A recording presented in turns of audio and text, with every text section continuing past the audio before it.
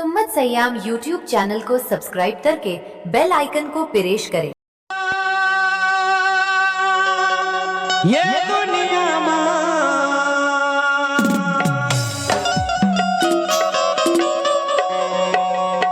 अरे आठवां गोरी रूप हवा तो। सुम्मत सयाम यूट्यूब चैनल को सब्सक्राइब करके बेल आइकन को प्रेस करें।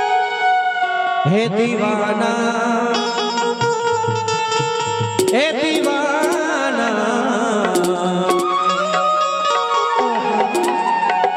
हे दीवाना हे दीवाना हे दीवाना हो गए तोर गोरी में दीवाना हो गए हे दीवाना हो गए तोर गोरी में दीवाना हो गए। साथ जुड़ा ये दुनिया साथ जुड़ा ये दुनिया आठवां गोरी रूप हवा तो।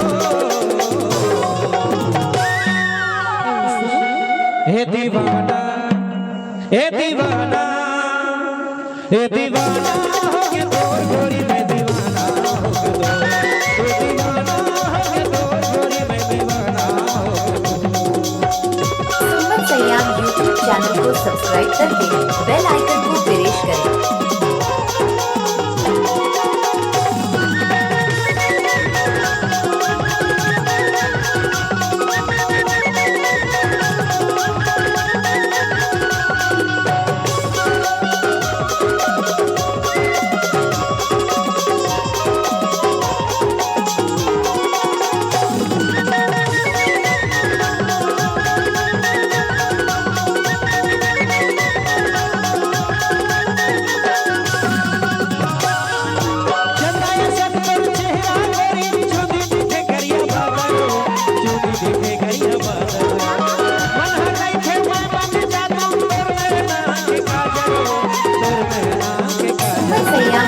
चैनल को सब्सक्राइब करके बेल आइकन को प्रेस करें।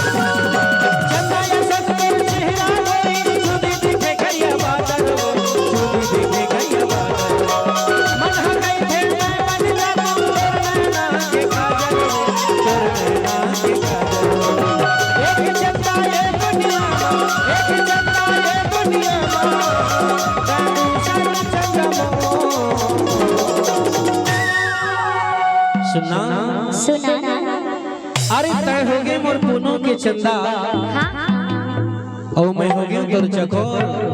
अच्छा तय हो गए मोर पुनो के चंदा मैं हो गया तोर चकोर और ईमान से कहता वो ज्योति तय मोला बांध डारे अपन माया के डोर तेरे पर तो कहता होला हे दीवाना हे दीवाना हे दीवाना हो गया तोर गोरी में दीवाना हो गया हे दीवाना हो गया तोर गोरी में दीवाना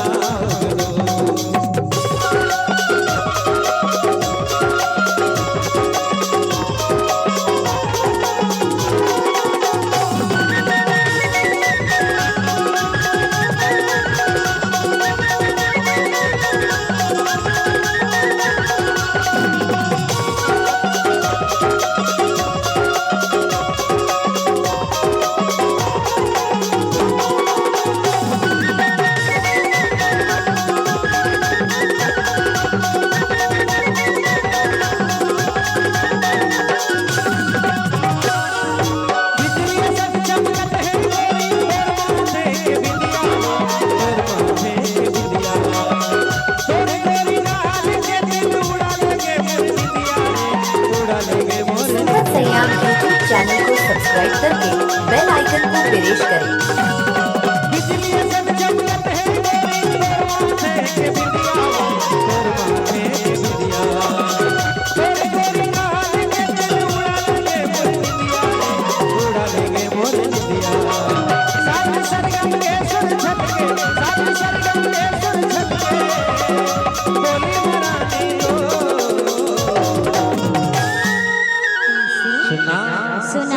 ईमान से तोर बोली मावो अरे तोर बोली माँ मधुरस घुरे है तोर हंसी माँ फूल झरे तोर बोली माँ मधुरस घुरे है तोर हंसी माँ फूल झरे और ईमान से तोला देख के ज्योति सुनना सुना और माँ कसम तोला देख के न ज्योति हाँ आउ कोनला देखे के मन नहीं करे हो। ऐसे ये तोर माया के कमाल है। हाँ लेकिन ये साल तोर बिहार हो या है ना देखरे बर के थोला मोर माया ला अपन अचरा के छोर मगठिया के जरूर रखबे ना राखी नहीं होगा पक्का हो तबे तो बैठो। ए दीवाना ए दीवाना ए दीवाना हो के तो गोरी में दीवाना हो के तो ए दीवाना हो के तो गोरी में दीवाना हो के तो।